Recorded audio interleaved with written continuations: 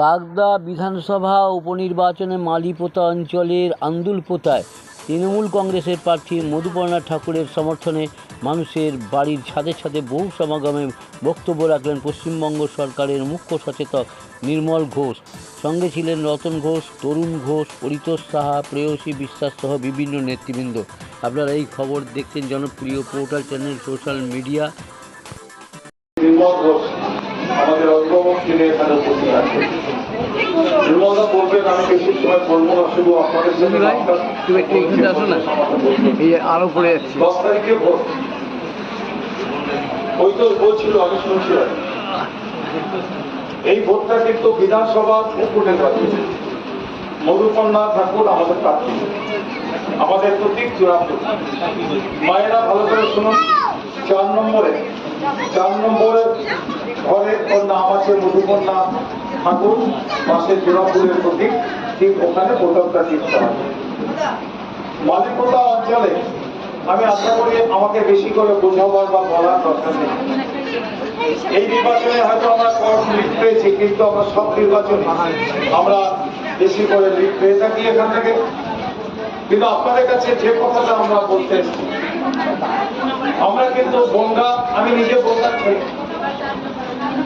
আমরা যখন কংগ্রেস করতাম, আজ থেকে 3 বছর 25 বছর আগে যখন ছাত্র পরিষদ করেছি, যুব কংগ্রেস করেছি, এই তরুণদের সাথে তখন থেকে আমাদের সম্পর্ক।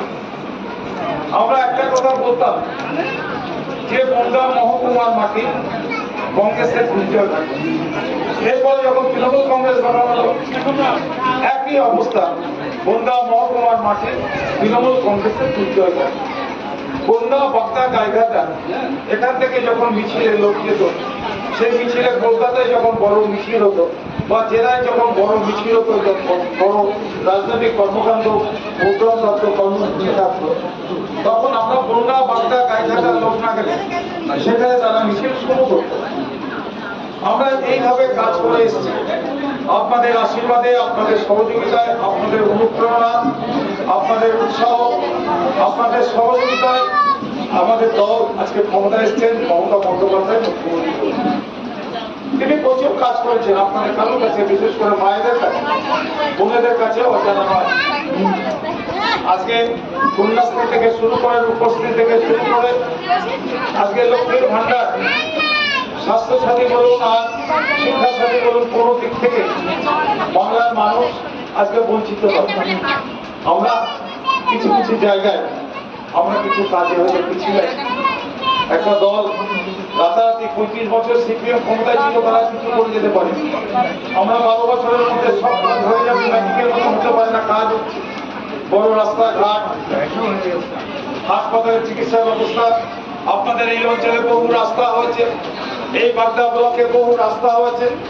এই বাগদা ব্লকে মমতা বন্দ্যোপাধ্যায়, আমাদের নেত্রী, মুখ্যমন্ত্রী, জনমানুষের জননেত্রী মমতা বন্দ্যোপাধ্যায়ের হাত ধরে এখানে একটা ফায়ার স্টেশন, অর্থাৎ ফায়ার ব্রিগেডের অফিস, ফায়ার ব্রিগেড এখানে চালু হচ্ছে। এখানে একটা বৈদ্যুতিক চুল্লি, আর বন্যায় যেতে হবে না আপনাদের, একটা বৈদ্যুতিক চুল্লি সেখানে স্থাপন হচ্ছে, কাজ শুরু হয়ে গেছে।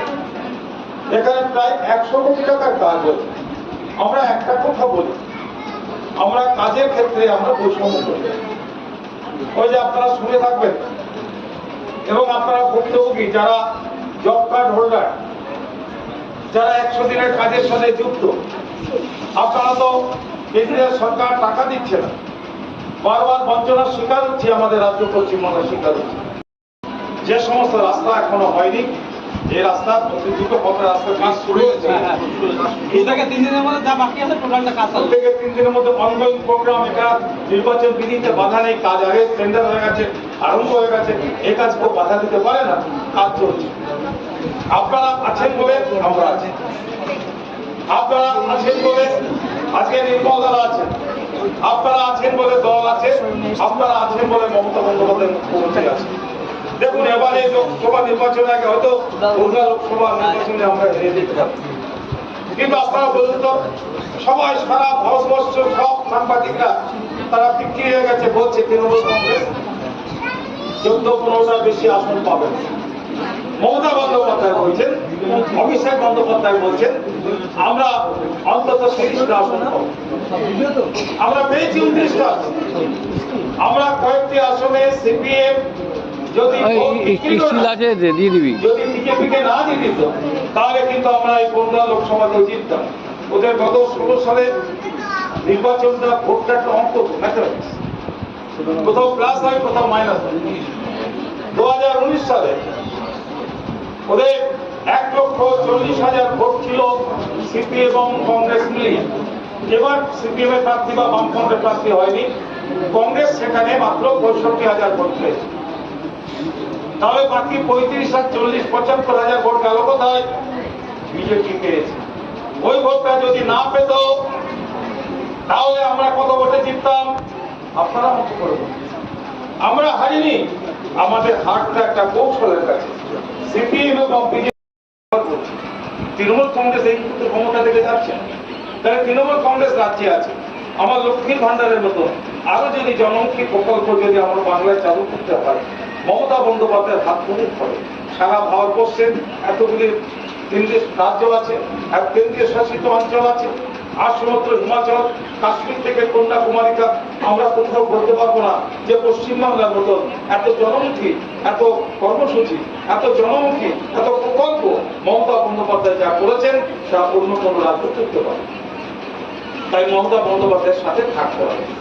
আপনাদের বিশ্বাস, আপনাদের আস্থা, আপনাদের ভালোবাসা যেমনি আমাদের নেত্রী মমতা বন্দ্যোপাধ্যায়ের উপর ছিল, আমাদের দল তৃণমূল কংগ্রেসের উপর ছিল, তেমনি আছে, ভবিষ্যতেও সেটা রাখতে হবে।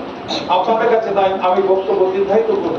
একটা অনুরোধ শুধু আপনাদের কাছে করব, যে অনুরোধ মায়েদের কাছে বেশি করে আজকে বলতে চেয়েছি, আজকে বোনদের কাছে বলতে, নতুন প্রজন্মের ছেলেদের কাছে বলতে চেয়েছি, যে একটা অনুরোধ আপনাদের কাছে করব, যে মধুপর্ণা ঠাকুর হচ্ছে তার ঠাকুরদা পিয়ার ঠাকুর সমতরঞ্জন ঠাকুর ছিলেন কেন্দ্রীয় সরকারের মন্ত্রী, তিনি ঠাকুর হরিচাঁদ ঠাকুরের বংশধর, এবং তারই নাতনি হচ্ছেন আজকে আমাদের মধুপর্ণা ঠাকুর, যার বাবা কপিল কৃষ্ণ ঠাকুর 14 সালে আপনারা নির্বাচিত করেছিলেন। তিনি মারা যাওয়ার পর 15 সালে তার মাকে আপনারা নির্বাচিত করেছিলেন। এখানে প্রতিমারা আছে, আমি ওদের নাম ভুলে গেছি, আমাদের আছে শম্পা আছে, প্রাক্তন সভাপতি পঞ্চায়েত সমিতি, এখন জেলা পরিষদ সদস্য এই এলাকার একদম রানিং মেম্বার। যে কথা বলছিলাম, আমি আজকে একটা আমি জানি আমাদের বলেছি ডিস্ট্রিক্ট বোর্ডের সদস্য মেম্বার যা বলছিলাম, তাহলে মধুপর্ণাকে ভোট দিতে হবে। মধুপর্ণাকে ভোটটা দিলে এলাকার উন্নয়ন হবে। তৃণমূল কংগ্রেসটা কিন্তু আসলে একটা পরিবারের, আমরা মনে করি আমাদের পরিবারের প্রধান, আমাদের পরিবারের অভিভাবিকা হচ্ছে মমতা বন্দ্যোপাধ্যায়, আমরা তাদের সৈনিক। আমরা কিন্তু দলের কর্মী আর সমর্থক বা ভোটারদের আলাদাভাবে দেখি না। আমরা যখন কথা বলি, খোলামেলা বলি। আমরা সিপিএম এর মতো যেখানে এই কথা বলা যাবে না, ওখানে আলাদাভাবে কথা বলতে হবে, কি বিজেপির মতো আমরা সংঘ পরিবারের লোক আলাদা বলবো আর অন্য লোক আলাদা বলবো, এভাবে আমরা কথা বলি। আমরা খোলাখুলি বলি। আমাদের কথা একটাই, যে মমতা বন্দ্যোপাধ্যায় মনে করুন মধুপর্ণা প্রার্থী নয়, প্রার্থী হচ্ছেন মমতা বন্দ্যোপাধ্যায়, এবং মমতা বন্দ্যোপাধ্যায়ের দিকে তাকিয়ে আপনারা তৃণমূল কংগ্রেসকে আপনারা ভোট দেবেন। তৃণমূল কংগ্রেসের প্রার্থী মধুপর্ণা ঠাকুরকে আপনারা জোড়া ফুলে 4 নম্বর বুতাম দিকে আপনারা ভোট দিয়ে বিপুল ভোটে জয়যুক্ত করবেন। দেখবেন বাগদা আপনাদের স্বপ্ন সফল হবে, বাগদা আবার নতুন করে পথ দেখাবে। আমরা বলতে পারি 2006 সালে আমাদের এই জেলায় আমরা সারা রাজ্যে আমরা নির্বাচনে রেজাল্ট খারাপ করেছিলাম, আমরা মাত্র 30টা আসনে জিতেছিলাম। আমরা কিন্তু তখন বনগা, বাগদা এবং গাইঘাটা জিতেছিলাম, আর ভাটপাড়ায় আমরা বন্দ্যোপাধ্যায় সমস্ত রাজ্যের এমপি এমএলএদের নিয়ে দিল্লিতে আন্দোলন করলেন, আমরাও সেখানে সামিল হয়েছিলাম।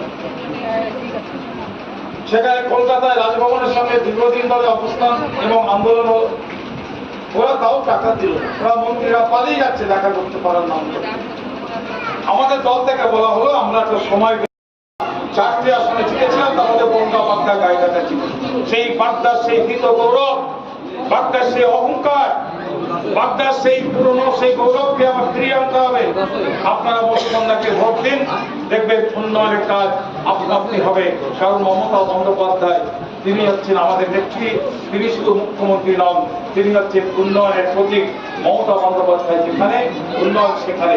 তাই মমতা বন্দ্যোপাধ্যায়ের পছন্দের প্রার্থী মধুপাল্লাকে জোড়া ফুলে ভোট দিয়ে বিপুল ভোটে জয়যুক্ত করবেন, এই আশা আবেদন রেখে আমি মায়েদের, বোনেদের, দিদিদের, আমি ভাইদের, দাদাদের সকলকে আমার শুভেচ্ছা, অভিনন্দন, ভালোবাসা জানাচ্ছি। সকলে ভালো থাকুন, সুস্থ থাকুন, আবার দেখা হবে বিজয় মিছিলে। সবাইকে ধন্যবাদ। জয় হিন্দ, বন্দনা করুন। ওর একটা দিন ছিল, রাজ্য তৃণমূল কংগ্রেসের সভাপতি সুব্রত বক্সী এসেছিলেন, প্রাপ্ত বসু এসেছিলেন, সুদীপ বসু এসেছিলেন, প্রতাপক চৌধুরায় এসেছিলেন, পার্থ ভৌমিক এসেছিলেন, চন্দ্রিমা ভট্টাচার্য কালকে এখানে এসেছিলেন। আজকে আমাদের সব এমএলএরা, আমাদের সব জেলা পরিষদ, আমাদের সব চেয়ারম্যান, কারণ কলকাতায় যেতে হবে 21শে জুলাই, তাদের স্মরণে, তাদের বরণে যারা আমাদের দল তৃণমূল কংগ্রেসের জন্য প্রাণ দিয়েছেন, আত্মত্যাগ করেছেন। আর এবারে আমাদের মুখ্যমন্ত্রী মমতা ব্যানার্জি, এই যে আমরা জিতেছি 29টি, এই 29টি আসনে জেতার জন্যে এবারে আমাদের জননেত্রী বাংলার মুখ্যমন্ত্রী, ভারতবর্ষের প্রতিবাদী কণ্ঠ, তিনি বলছেন এই জয়কে তিনি উৎসর্গ করবেন, এই জয়কে তিনি উৎসর্গ করবেন তাদের জন্য পিছিয়ে পড়া জনজাতিকে। যারা পিছিয়ে আছে, জনজাতি, দুর্বল মানুষ, তাদের জন্য তিনি উৎসর্গ করবেন। তাই দেরি হয়েছে। আমি রতন সঙ্গেই ছিল, ইলা সঙ্গে ছিল, আবার সম্পাও গিয়েছিল, তাড়াতাড়ি এসেছে। কিন্তু আমি আপনাদের কাছে কৃতজ্ঞ, আমার ভাই এবং মায়েদের কাছে। পরিতোষ আমার অত্যন্ত এরকম ভাবে রাগ চলতে যাচ্ছে, পারেনি, কিন্তু কাজের ছিল। পরিতোষ সাহেবকে আমি অনেক অনেক আমার ধন্যবাদ কৃতজ্ঞতা প্রকাশ করি। দলের সহকর্মী তো বাগদা বিরাট অঞ্চল 12টা পঞ্চায়েত আমার ভাগে দুটো করেছি। আমি জেলা দেখি, এই জেলার এখনো চেয়ারম্যান উত্তর চব্বিশ মুখ্যমন্ত্রী দুটো পঞ্চায়েত দিয়েছে, আমরা ভাগ করেই দিয়েছি। কিন্তু মমতা ব্যানার্জি বলছেন, ওরে বাবা নির্মল হয়ে যাবে, নারায়ণ গোস্বামীও থাকবে, রথিন ঘোষ মন্ত্রী সেও থাকবে, সুজিত বসু মন্ত্রী সেও থাকবে, পার্থ ভৌমিকও থাকবে। একটা এলাকার নির্বাচন তার ভাগে পড়ে কি, আমার ভাগে দুটো পড়েছে, আর দুজনের ভাগে 3টে করে পড়েছে। আমার দুটোর মধ্যে একটা মালিকতা, সেখানে আমি বসে আছি, আপনারা বসে আছেন, আমি বলছি এটা 170-77 ভোটের দিকে আছে। ঠিক পাশে যেটা সিদ্ধান্তিকে গেলেই 4100 ভোট, 4000 পর্যন্ত 100, 200, 500 নয়, প্রতিমা আসে না, ভালো মেয়ে, লেখাপড়া জানা, তো 4100 ভোটে হারাচ্ছে। এই দুটো মিলে আপনাদের কাছে যারা তৃণমূলকে ভালোবাসেন, যারা মমতা ব্যানার্জিকে ভালোবাসেন, যারা দেশের সব ধর্মের প্রতি শ্রদ্ধা আছে, নিজের ধর্ম তো আছেই, নিজের বর্ণ আছে, নিজের ধর্ম আছে, কিন্তু আমার ধর্ম আমি পালন করবো, যেটা মমতা বলছেন সারা ভারতবর্ষে। ভারতবর্ষের সংবিধান সব ধর্মের প্রতি আস্থাশীল, এবং যে ওই সংবিধানে পাতা করে সংবিধানের প্রতি আস্থা প্রকাশ করে জনপ্রতিনিধি হতে হবে, তাকে শপথ গ্রহণ করতে হবে। তাই মমতা ব্যানার্জি বলছেন, আমি কোনো ধর্মের প্রতি কখনো কোনোদিন, ব্রাহ্মণের সন্তান আমি, কিন্তু আমি মামাটি মানুষ সরকারের মুখ্যমন্ত্রী, আমি সব ধর্মের মানুষকে প্রণাম জানাই, শ্রদ্ধা জানাই, ভালোবাসা জানাই এবং স্নেহ মমতা জানাই। তিনি বলছেন যে আমার কোনো ধর্মকে বাদ দেওয়ার আমি কি, সব ধর্মকে যখন সংবিধানে বাবা সাহেব ডক্টর আম্বেদকর লিখেছেন, সর্বধর্মের মহা তীর্থ আমাদের সংবিধান, কনস্টিটিউশন অফ ইন্ডিয়া। আমি মমতা ব্যানার্জিকে, আমি এই সংবিধানকে আঘাত করব, তাই মমতা ব্যানার্জির অনেকের কাছে শত্রু জানেন, অনেকের কাছে শত্রু কেন বলুন তো? মমতা ব্যানার্জি বলছে তুই যদি সেও ভারতীয়, কাউকে দিয়ে তোলাবি তুলে আবার মুসলমান সেও ভারতীয়, হিন্দু হিন্দু আমাদের ভারতের। তিনি বলছেন বুদ্ধিস্ট, যে বৌদ্ধ ধর্ম বিশ্বাস সেও আমার, যে ওয়ে গুরু তিনি শিখ সেও আমার। তিনি বলছেন সব ধর্মের বর্ণের মানুষ, জেসাস ক্রাইস্ট, তিনি বলছেন সব ধর্মের প্রতি আমার আস্থা এবং বিশ্বাস আছে। এই যে বিজেপিকে দেখছেন, যারা টিভি দেখেছেন কয়েকদিন ধরে, তারা আগে বলতো জয় শ্রীরাম লিখেছেন।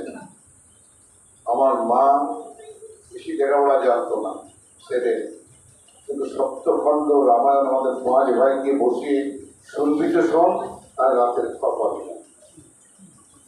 আমার মা ওই টেবিল তাতে রাখতেন, পাশে হ্যারিকেন, আর নিজে পড়তেন। হয় শুনবি আমার, রাতে খাওয়া নেই।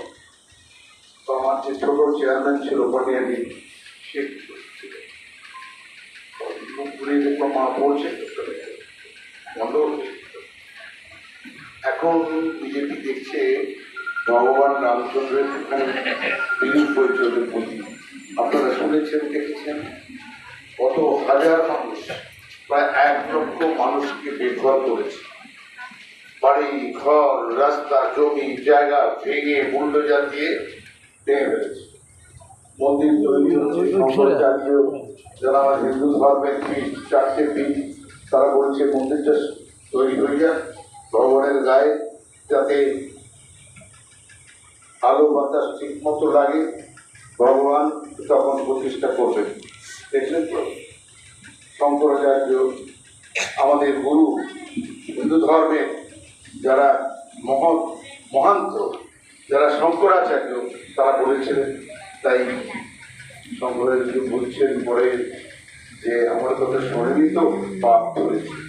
তাই ভগবান রামচন্দ্রের এই বৃষ্টিতে জল পড়ছে, জল পড়াটা খারাপ নয়, কিন্তু মন্দিরে জল পড়বে কেন? আপনি বাড়িতে ঘরে থাকেন, মিস্ত্রি কদিন আগে মিস্ত্রিকে অতগুলো টাকা দিলেন, সে তৈরি করে গেল আপনার ঘর, সেই ঘর দিয়ে জল পড়বে কেন? জল পড়ার একটা কারণ আছে। মা লক্ষ্মী জলের আপনারা জানেন তো, জল পড়ার একটা কারণ আছে। ধর্ম ভগবানের যদি বিরূপ মনোভাব থাকে, ওইটুকু ছেড়া দিয়েও অনেক কিছু প্রবেশ করতে পারে। তাই ভগবানের গায়ে জল পড়েছে। শঙ্করাচার্য যে সত্যি কথা বলে, চলছে ধর্মের বেদ বেদান্ত মিনিট কম। রক্ষা করে, তা প্রমাণ হয়ে গেল। আমি ফিরে আসি, রেখে দাও বন্ধ করে রেখে দাও, চলে যাবে। এই মদনদা ঘোষক প্রতিমা কথা বলেছি, আমার প্রেয়সী ছাত্র নেত্রী, ও এককালে ছাত্র নেত্রী, অনেক পড়াশোনা করেছে। প্রেয়সী এখন বাড়ি বাড়ি যাচ্ছে আমাদের দলের নির্দেশে। আর তরুণের কথা কি বলবো, আমি সময় বলেছি পরিবেশের কথা। আরেকজন আমার ভাই, যখন আমি তখন প্রেসিডেন্ট হয়নি, কনভেনার, তখন ডক্টর রঞ্জিত পাজা প্রেসিডেন্ট, তো খুঁজে বের করলো। ও তখন এই যে পঞ্চায়েত সমিতির এখন আমার এলাকি সভানেত্রী, তখন আমাদের সেই জেলায় ও মাত্র 6 মাত্র ওই দিয়েছিল। অনেক দেখুন, আমি আজ বিজেপি, কাল তৃণমূল, আজ তৃণমূল, কাল বিজেপি, কাল বিজেপি, কাল সিপিএম, এগুলো করি করে না মমতাকে একটু ব্যথা দিচ্ছে। জানেন, যাকে ভালোবাসেন আপনি, যে সন্তানকে আপনি ভালোবাসেন, কত কষ্ট করে 1, 2, 3, 4, 5-এ পড়ান, তারপর মাধ্যমিক দেওয়ার, মায়ের কষ্ট সবচেয়ে বেশি, বাবার কষ্টগুলো তার থেকে কম নয়। বাবা হাঁটে মাঠে ঘাটে কাজ করে, কোনো রকমে এই রোদের মধ্যে করে টাকাটা জোগাড় করে নিয়ে আসে, সংসারের খরচ দেয়, ছেলে মেয়ের খবর দেয়। যদি ছেলে ঠিক রাস্তায় না যায়, যদি বেঠিক হয়ে যায়, বাবা মার কত কষ্ট হয়, ঠিক তেমনি মমতার কষ্ট হয়। যখন আমরা দেখি আমাদের দল করতে করতে অন্য দল করে, অন্য দল করতে করতে আমার দল আসে, আমার দল করতে করতে আবার সিপিএমে চলে যায়। যখন যার ইচ্ছা, যে মনে হয় এটা ফাঁড় বসেছে, যে খুশি হলে ঘুরিয়ে দাও না, এটা দল, এটা রাজনৈতিক দল, এর কিছু নিয়ম আছে। এই নিয়ম যে পালন করে, মমতা ব্যানার্জি বলছেন আমি দেশের মানুষকে শ্রদ্ধা করি, ভালোবাসি, এই নিয়ম যে পালন করে তাকে আমি আমার জীবনের সেরা তৃণমূলের মামাটি মানুষের কর্মী হিসেবে, যারা কর্মীরাই এই দলের সম্পদ। এই সম্পদ অনেক সময় আমাদেরকে একটু বিপাকে ফেলে। বাগদাতে হয়তো এমন একটি সম্পদ থাকলেও থাকতে পারে, কিন্তু আমরা কাটিয়ে উঠি, আমাদের বিশ্বজিৎ হেরেছে। কিন্তু আমরা এই হারকে, আমরা ছিলাম 22টা, হয়েছি 29টা। বিজেপিকে কমাতে কমাতে নিয়ে এসেছি 18টায়। এটাও থাকবে না মায়েরা, একটু অপেক্ষা করুন। বিজেপি একটা সরকার করতে পারেনি ভারতবর্ষে। ওই জেডিইউকে নিয়েছে, নীতিশবাবুকে, ওই আমার দক্ষিণ ভারত থেকে টিআরএসকে নিয়েছে, ওই চন্দ্রবাবু নাইডুকে নিয়েছে। দুটো ক্র্যাশ নিয়ে চলছে, কারণ এই ক্র্যাশ নিয়ে ভারতবর্ষের দারিদ্রতা মোচন করতে পারবে না, বেকারত্ব মোচন করতে পারবে না, ভারতবর্ষের সম্পদ রুখে দিতে পারবে না, বাইরে বড় লোকদের বিক্রি করার থেকে তাকে কেউ আটকাতে পারবে না।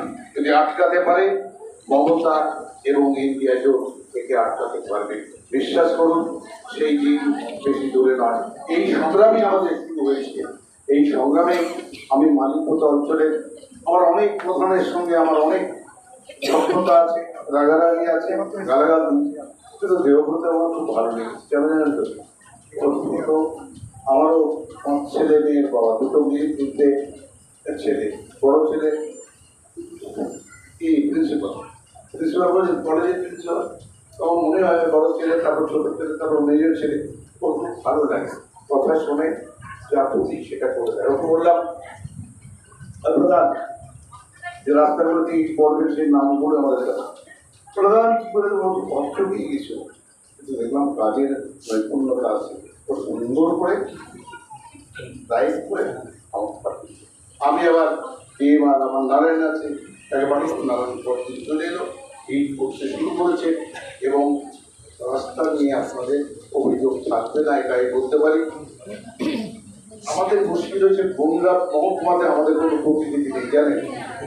আমাদের পঞ্চায়েত আছে, পঞ্চায়েত সমিতি আছে, জেলা পরিষদ আছে, এমপি আছে, অনেক ভারতবর্ষে।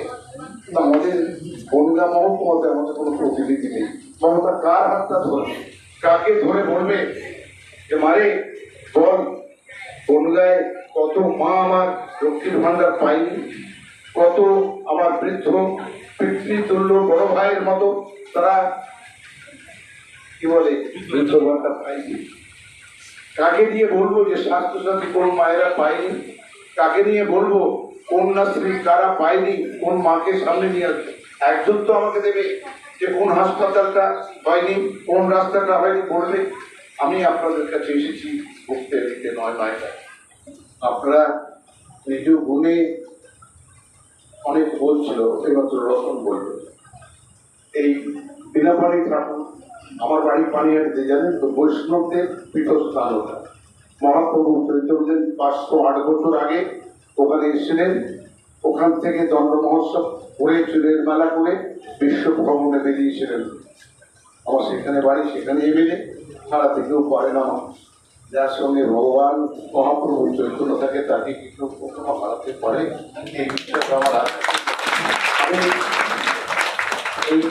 আমার ছোট ভাই সে প্রত্যেক বছর বিনা পানিতে রেখে দিয়ে যেত, আর আমি গিয়ে প্রণাম করতাম। আমার ওখানে জায়গা দিত, রাত্রেবেলা উনি যেতেন, সকালে বহু হাজার হাজার ভক্ত যেত। আমি বিনা পানি দিদিকে জানেন, স্বর্গীয় প্রিয়া ঠাকুরের শাস্ত্রী জগধর।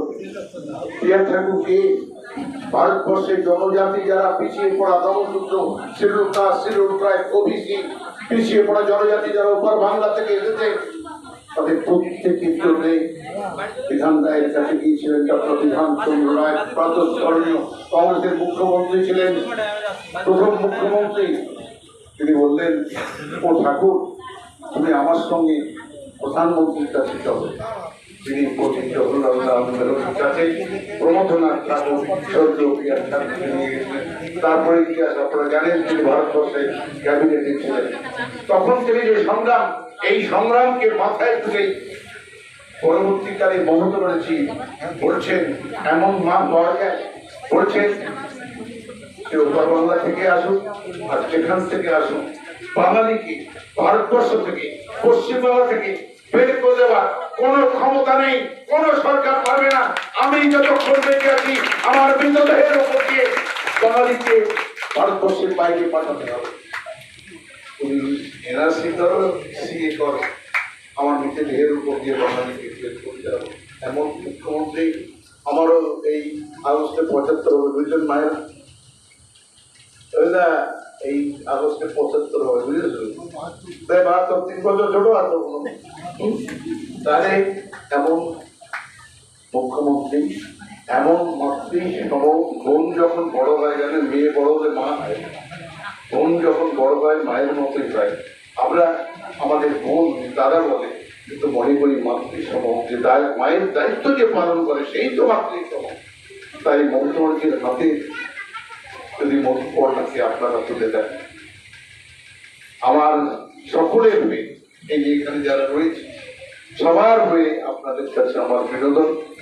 আমি বড় বক্তৃতার মাঠে আসেনি, আমি প্রথম দিনই বলে দিয়েছি যে আমি তো মাঠে বক্তৃতা আসিনি, মনে রেখেছি বাবা।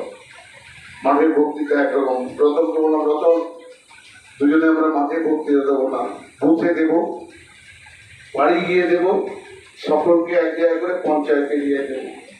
আপনারাই রক্ষা করতে পারেন মেয়েটি এবং এইটুকু ছিল আমার সঙ্গে খুবই পরিচয়। আপনারা জানেন মমতা ঠাকুরের সঙ্গে আমি সব রমা বলি, আমার থেকে বয়স অনেক কম, কিন্তু একটা কথা বলি যে মমতা ব্যানার্জি দেখুন, তাকে এবারও ভারতবর্ষের রাজ্যসভায় সাংসদ করে পাঠিয়ে দিল।